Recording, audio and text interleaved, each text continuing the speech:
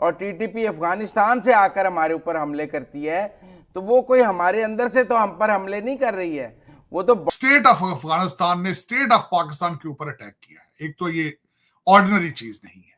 دوسرا اس کے اندر پوائنٹ یہ ہے کہ انہوں نے آپ کو کیلکولیٹ کر ہیں جو کہ اس سے زیادہ کیا خراب ہوتے ہیں. آپ اٹیک کر رہے ہیں ایک دوسرے کے اوپر.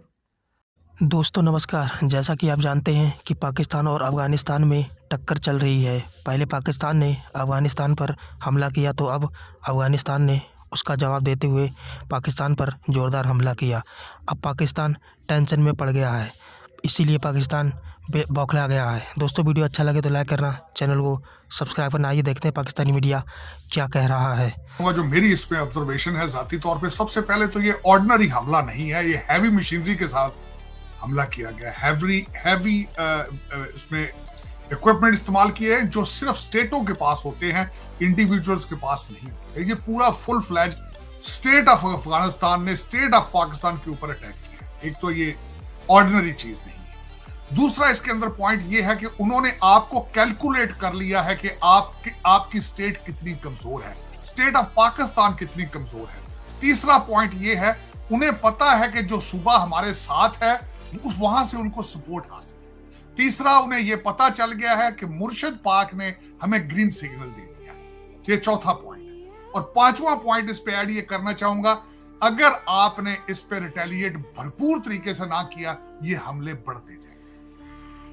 اور میں چوتھی آخری بات یہ ایڈ کرنا چاہوں گا، آپ کی ایجنسیاں سوئی پڑی تھی دودھ پی کر جب پی ٹی آئی کے جلسوں کے اندر افغانستان کے جھنڈے لہرائے جاتے تھے. اس وقت کیوں نہیں ریٹیلیٹ اس پہ کیا؟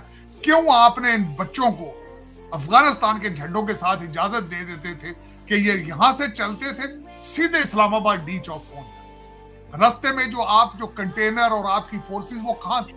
مجھے آج یاد ہے اٹک کے ڈی پی او نے کہا تھا کہ یہ ہماری ریڈ لائن ہے، یہاں سے آگے نہیں جاتے. کیا وجہ؟ وہاں سے سارا کچھ کراس کر کے بڑے آرام سے وہ ڈی چوک پہنچ گئے. وہاں جا کے میڈم بشرا نے باہر نکل کے تقریر فرمائی اور انہوں نے کہا الجہاد الجہاد. آپ نے ان کو کہا سنجانی چل جاؤ، آپ نے منتیں کی، ترلے کیے. انہوں نے کہا نہیں.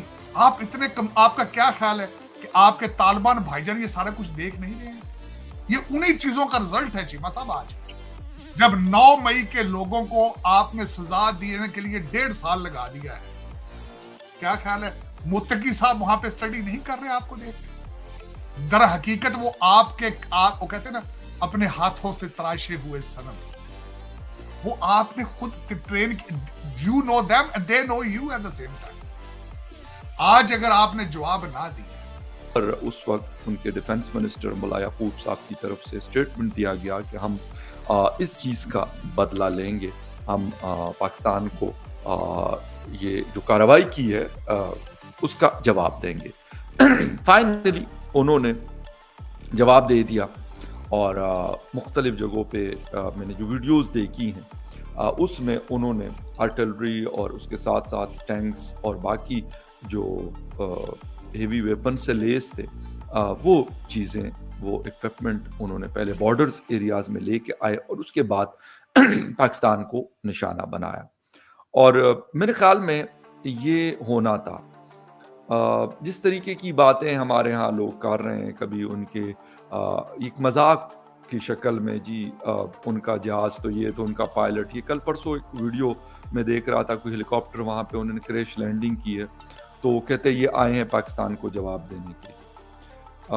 خیر ان لوگوں کے لیے بھی میرے پاس بہت ساری چیزیں ہیں جو ایسی باتیں کرتے ہیں کہ جب امریکہ یہاں پہ ڈرون اٹیکس کیا کرتا تھا تو ہم نے کتنا جواب دیا تھا ان کے ان ڈرونز کو جو Q9 ڈرونز ہوا کرتے تھے اور اچھا خاصا نقصان وہ کرتے تھے. ٹھیک ہے بہت سارے ٹی ٹی پی کے لوگوں کو بھی انہوں نے مارا تھا، لیکن ہمارے جو عام لوگ تھے، آج بھی اگر آپ ٹرائبل ایریاز میں چلے جائیں تو شاید ہی کوئی علاقہ ایسا ہو جہاں پر ڈرون کے متاثرین نہ ہو.